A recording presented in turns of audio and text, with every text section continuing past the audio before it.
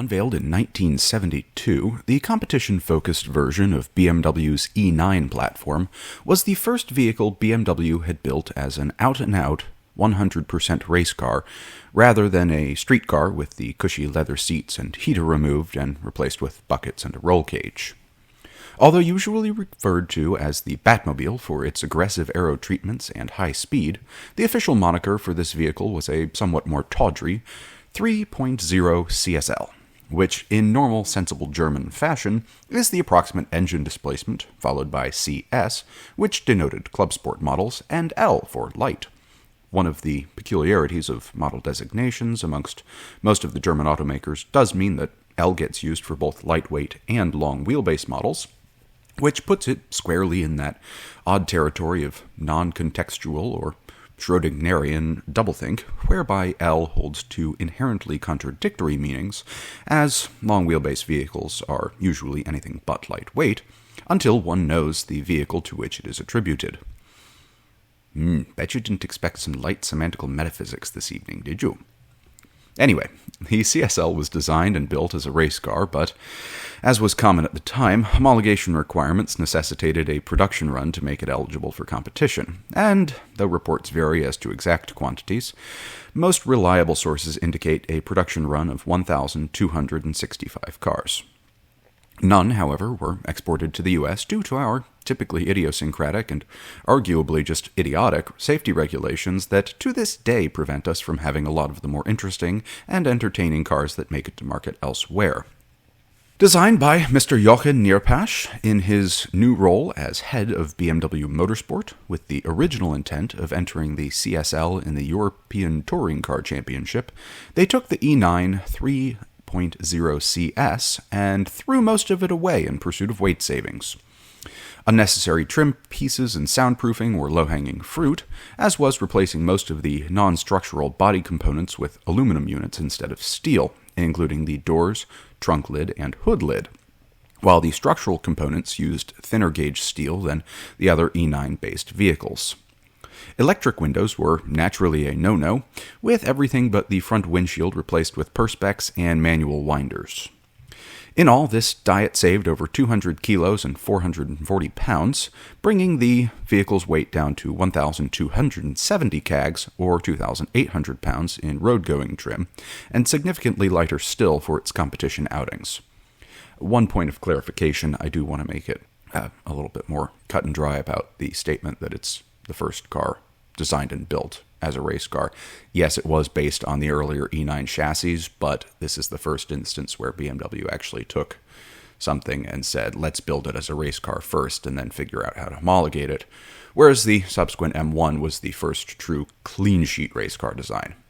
Be that as it may, the engine remained a 3-liter straight 6, technically 3.003-liter or 3,003 cubic centimeters, as the stroke was increased minutely to allow it to compete in the over 3-liter class, and this caused it to produce about 324 horsepower in race specification. A subsequent rework in 1973 bumped the engine up to 3,153 cubic centimeters, and 203 horsepower in its road form, but more than 450 for competition. Later years, the turbocharged versions could be making somewhere north of 800. This power went to the rear wheels through a 4-speed manual gearbox, later upgraded to 5-speed, sourced either from ZF or Getrag. The aero package that forms the CSL's most recognizable attribute was available as an option for the road-going vehicles with an asterisk. BMW would not fit the iconic rear wing as it was illegal for use on German roads, but rather than deny any discerning consumer the opportunity to make their sporting pretensions known to fellow Autobahn users, the rear wing was sold inside the trunk rather than atop it, and if your friendly neighborhood mechanic just happened to bolt it on, well, who was Mr. Nierpasch to stop you? Just make sure you get it the right way round, otherwise it looks kind of weird. Racing in the Group 2 class of the European Touring Car Championship, the Batmobile proved to be a stout competitor, going 1-2 in the Drivers' Championship in 1973 with Chris Amon and Hans-Joachim Stuck atop the podium after the Ford Capri had won the past 2 seasons. Though Ford would come back in 1974 to win with the RS 1600, CSLs in various states of improvement would go on to dominate from 1975 through to the end of the decade, only relinquishing their hold on the touring car world in 1980 when the new 320 took top honors in the Drivers' Championship, and BMW continued to reign supreme with various models until 1984.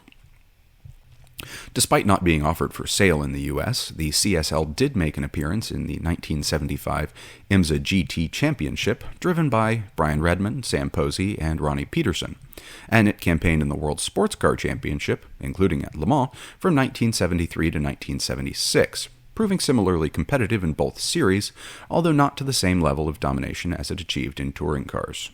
Several class wins came in both series, as well as at Le Mans, and the CSL is well remembered amongst most racing circles, and makes appearances at historic racing events to this day, both at Le Mans Classic and in the US. I also forgot to mention that the CSL served as the base for the first two BMW art cars. The first was designed and painted by Alexander Calder, for the driver of Poulain, who actually drove the car in Le Mans, I think in 1975, and I do mention and show that car in my Le Mans Museum tour video. And the next one was, I believe, in 1976 and designed by Frank Stella, and is shown here. And with that, we come to the end of another video. Let me know your thoughts or requests for the next 5-minute guide in the comments. Not the BMW V12 LMR, unless you happen to have one in your garage that I can review. And for this week's call to action, not featuring the 3 sacred words of YouTube. Like, comment, subscribe. As we move into the end of the year and thoughts turn to warming soups and rich foods, let's keep in mind the importance of moderation and balancing one's caloric intake with one's caloric burn.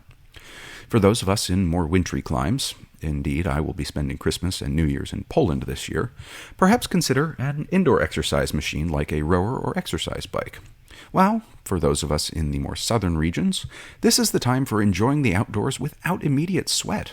Relish it while we can. As another aside, and this is a bit of an awkward one, or just an odd one, depending, if any of you, dear listeners or viewers, happen to be hiring or know of anyone who is hiring corporate strategy or supply chain management, project management planning professional type people with experience in the CPG and utility spaces, please do get in touch. The job market is less than great right now, and I've had middling luck so far in my job search. I have 2 master's degrees, 7 years of experience, and I'm happy to move within Florida and Georgia or work remotely. Anyway, shameless request for help notwithstanding, as always, thank you for your time this evening, or whenever and wherever you are watching, and I wish you all a good night and a good tomorrow.